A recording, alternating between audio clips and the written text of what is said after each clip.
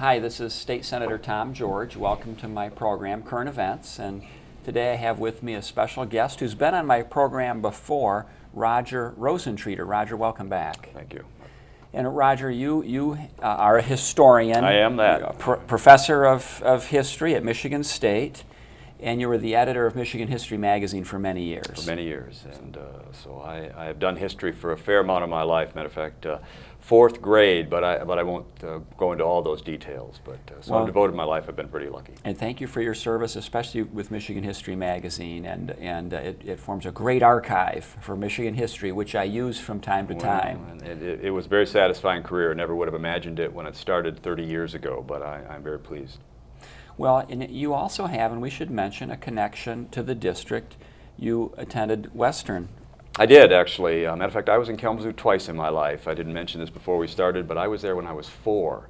My parents lived there for a short bit, and then we moved out to Ashtemo, and then we ultimately went back to the Benton Harbor St. Joe area, and then I came up there as an undergraduate, got my bachelor's degree there in 1974. Was that in history as well? It was in history. Matter of fact, I took so many history classes that they said, you've taken all you can take, go away, graduate, move on. And got the minimal requirements out of the way, the other things like math and science, which I never understood, but devoted myself to history. Well, it's great to have you back, and it's good to see a Bronco continuing in the field of history. Thanks. And today, I've asked you to come on so we could talk a little bit about an event. We're having actually a series of anniversaries coming up with the anniversary of the Civil War approaching. Right. And of course, leading up to that, one of the events was the John Brown raid at Harper's Ferry. And so I thought I'd bring you in to tell us a little bit about that and its relevance to today. Well, December 2nd, 1859 is the day that John Brown is hanged in Charlestown, Virginia at the time. It's not West Virginia. There is no West Virginia, as you know. But in the eyes of historians, the John Brown raid of October of 1859 and the subsequent trial and hanging precipitate the Civil War. I mean, in the eyes of a lot of folks, historians as well, that this is kind of the first monumental event, and we will, as you say, look at the sesquicentennial of that enormous event that had, I mean, the entire nation was watching what went on after John Brown raided Harper's Ferry in October. Who was John Brown? John Brown was, it's a great question because some people say, was this man crazy? And we'll back up. I'll get him born first before we decide if he's crazy. But in the pictures of him, he has fiery eyes, his hair is wild. He does he look looks like crazy. a man on fire. That's how one historian describes him. He's born in Connecticut, moves to Ohio with his family at the age of 5, has a Michigan impact at the age of 12 when he will come up to Michigan with his father and he will see a slave being beaten. Now, we, as you know, don't have slavery in Michigan, but there are some in the early days, this is 1812 now, there are certain people that will have servants or possibly slaves. There's a few in those early days. Nevertheless, he is impacted emotionally by that event and devotes his life to the cause of trying to end slavery. And in many respects, John Brown is a failure in everything he did. I mean, as a businessman. He certainly wasn't a failure in being a father because he had 2 wives and 20 children. So from that standpoint, but he is a businessman who is always in trouble. At one point, he is in serious debt in 4 different states. He loses his farm. The list goes on. But he still is committed to the notion that slavery is terrible and that something must be done to end it. And as he gets near the end of his life, the events in Kansas and then Harper's Ferry really dramatically accent his intent to try to do what he can do.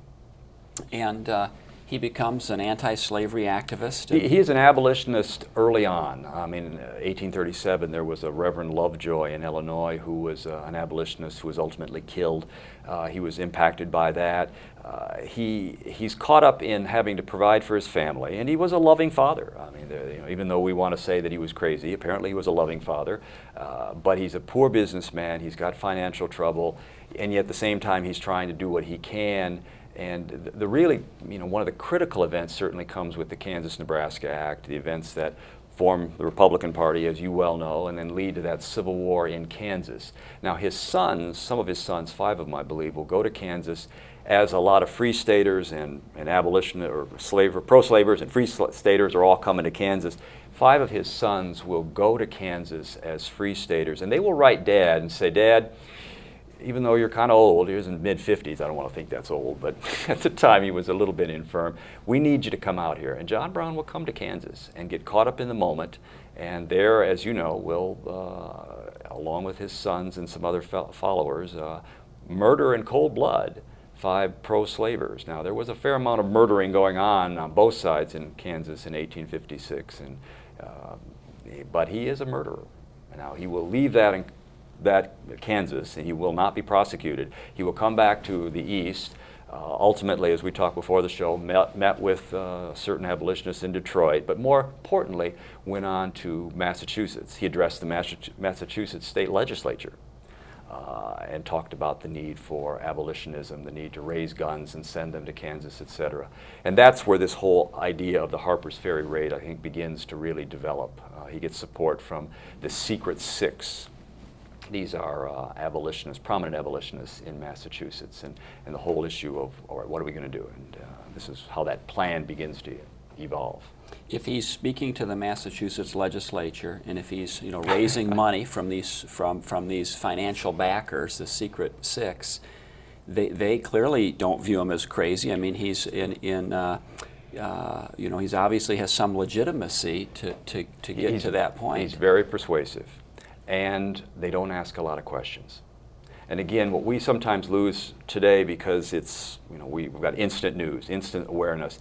In the 1850s, it didn't work that way, obviously, as you know. I mean, it was, okay, something went on in Kansas, we're not exactly sure. John Brown hasn't told us too much. And we know that there are attacks going both ways. You remember Charles Sumner in the Senate, who was beaten by a South Carolinian congressman.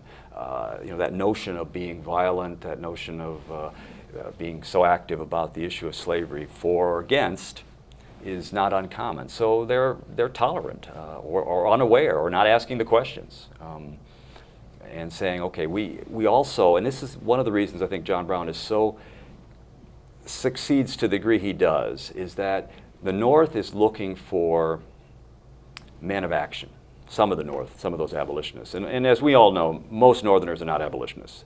But we are looking for men of action. And as the 1850s evolve, and as I tell my students, the events are happening very quickly. But if you're a Northerner, you see the South seemingly win fight after fight, yet they represent a minority, population-wise, in the United States. And they also represent a way of life that you, as a Northerner, don't approve of. I mean, you've read Uncle Tom's Cabin. You know that slavery is terrible. That doesn't necessarily mean that you want African Americans to live in Michigan, which most Michiganians didn't want. It doesn't mean you believe in equality of the races, which you don't believe in. But you also believe in economic opportunity, which is the platform of the Republican Party in the 1850s, certainly. And you don't like the violence that's attached to slavery. As a result, when you've got a man of action like John Brown, you can be more supportive or persuaded. So he spends some time in Kansas. He's involved in the events of the day there. Then, as you say, he ends up in Massachusetts. He's raising money. Eventually he comes on this idea. But in between, there's some suggestion that he may have stopped in Michigan again. And he may have had a meeting here with there other is that, abolitionists. And with certain abolitionists in Detroit. He may have met with Frederick Douglass. Again, John Brown's a bit on the run. And he's bringing slaves into Michigan on their way to Canada as well. So again, the documentation is a little bit sketchy. So there's uncertainty about exactly if it took place or when it took place or how evolved it was or whatever. But John Brown is clearly in Michigan, it appears, and for a time. Anyway. It's difficult to study the Underground Railway movement because it was secret and there weren't a lot of records kept. Is that what this reflects? It certainly is sometimes a real problem. Or as sometimes people say, well, I know somebody in my town whose house was on the Underground Railroad. And I said, so when was that house built? 1880. I said, well, it doesn't quite fit. So, but there's no doubt that we are an important element of the Underground Railroad here in Michigan, as you well know. So